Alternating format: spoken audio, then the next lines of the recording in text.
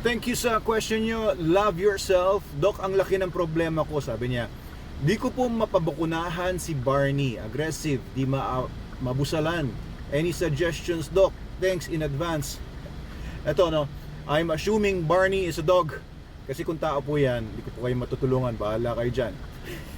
Kung pusa naman po yan, or aso, okay, ito po ang dapat ninyong gawin. No, kung yung aso niyo po ay aggressive, ibig sabihin mangangagat talaga siya ng manghuhuli sa kanya. Meron siyang tendency na talagang, alam niyo yun, magdedepensahan niya yung sarili niya. Hanggat sa huling patak ng dugo niya, mangangagat na siya, ay huwag niyo pong gagawin yan on your own. Get the help of a professional na marunong mag-handle ng aso ng tama. Huwag din basta-basta kung sino-sino lang, kasi baka naman mapatay ang aso ninyo kung hindi tama ang gagawin niya. No, what I would do, eto, kukunin ko na lang tong sample ko. What I would do, and pwede nyo rin gawin, kuha kayo ng tubo. No, yung mga PVC pipes na mahaba, o kaya yung mga bakal na tubo na mahaba. For example, ito. Tapos, kukuha po kayo ng nylon na lubid. No? Just, ito yung very simple dog catcher na tool na pwede nyo gamitin. Mahabang lubid, no? Ito, sa charger ko lang to, pero kunyari mahaba itong nylon. So, yung tubo, di ba, butas yun. Hanggang sa kabilang dulo, butas yun. Ilulusot nyo itong bilog na ito, papasok. Ilulusot nyo yung lahat, pag ganon. Hanggang makaabot siya doon sa dulo, di ba? Huwag nyo, hayaan na maubusan kayo ng tali dito sa kabilang dulo. So, ngayon, pag lumitaw na po yung kabilang dulo, di ba, nakaganyan na yan, nakalitaw. Ayan na, meron na kayong dog catcher pole na make do. Etong dog catcher pole mo, lalakyan mo ngayon yung lubid na ganito. Okay, so sa kabilang dulo naman, hawak-hawak mo ito. Hawak-hawak mo yung dalawa sa dulo. Pwede mong itali ito sa nut para hindi matanggal yung isang lubid. Para pag hinila mo, ihigpit ngayon itong nasa kabilang dulo. Pag humigpit ngayon ito, mare-restrict ngayon yung movement niya. Ilagay niyo po dito sa may bandang side ng leeg niya. Ngayon, pagka nahuli niyo na po siya with your dog catcher pole na makeshift, ay pwede niyo nang pabakunahan. Okay, pwede niyo gawin, no? Siyempre, gaganon-ganon yung aso niyo dyan. Pero, pakalmahin niyo lang. Umpisa lang yun. Huwag niyong iigpitan to such a point na hindi na siya makahinga. At siguraduhin niyo rin na kaya niyong bitawan yung lubid para lumuwag kung kailangan, di ba? Pero ito, huwag kayong masyadong magpanik kung ang aso niyo ay nagwawala, dahil normal 'yan kung ang aso niyo ay aggressive talaga. Gagawin nga niya lahat para hindi siya mahuli. May dog catcher pole ka na. Ganito lang po 'yun. Ganito kasimple manghuli ng mga aso na aggressive, or pagka na-control niyo na. Ang maganda sa dog catcher pole, no, siguro mga 6 feet, kahit nangangagat yung aso sa kabilang dulo, meron kayong pole na hindi kayo mahahawakan ng aso, hindi kayo maabot ng bibig ng aso kahit gusto niya mangagat. No, kahit na kalmot-kalmutin kayo yung aso niya, wala naman siya magagawa.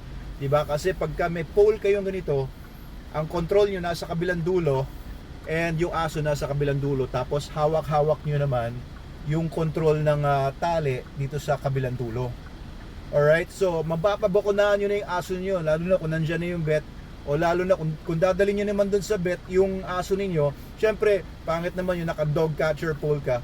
Pakalmahin nyo muna yung aso nyo, tapos lagyan nyo na ng collar. Okay, lagyan nyo ng collar, tapos leash. Ngayon, kung hindi siya pumapayag sa collars tsaka sa leash, pwede nyo munang sanayan a few days or few hours, no? So, pasuotin nyo muna ng collar nang maayos ang pagkakakabit, huwag masyadong maluwag, huwag naman din masyadong maigpit, para masanay siya dun sa collar at hindi niya matanggal basta-basta. Eventually, after a few days, pag sanay na siya dun sa collar, suotan nyo na ng leash. Ayan, tapos unti-unti madadala nyo na sa labas yung aso ninyo. Pwede nyo na siyang ipalakarin papunta doon sa tricycle or sa sasakyan ninyo, kung paano nyo madadala doon sa veterinarian or doon sa munisipyo kung saan man may libreng anti-rabies vaccine, kung yun ang gagawin ninyo. Okay, so yun ang dog catcher pole na makeshift. Kung may kailangan kayong hulihin na aso na aggressive, no, gusto niyo pabakunahan, ayan po, I hope na meron akong na i-impart sa inyo.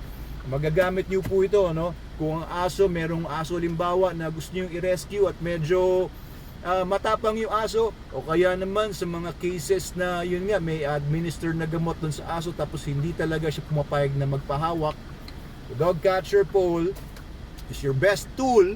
And of course, gagawin nyo lang ito kung confident kayo na hindi nyo masasaktan yung aso to the extent na pwede siyang mawala ng oxygen or air na makakapasok sa lalamunan niya.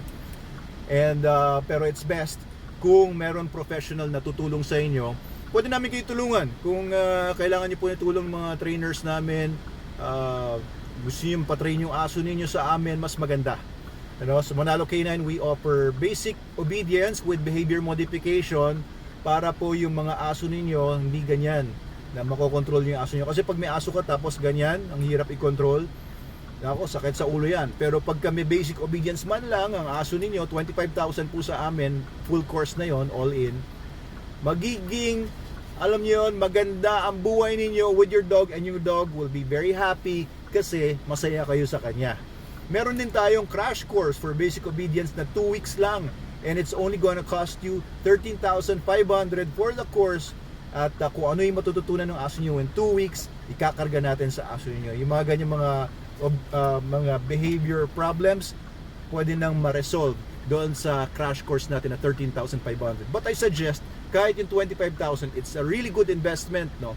Matutunan ng aso nyo lahat ng mga commands ng basic obedience and lahat ng mga problema niya, concerns nyo sa kanya tungkol sa behavior, sa maling mga gawain niya, ay ma-address na po kagad. Thank you po ulit. Love yourself and love your dog. Sa inyong tanong, of course, if you love your dog, you're also gonna love yourself kasi he's going to be a pleasure to live with.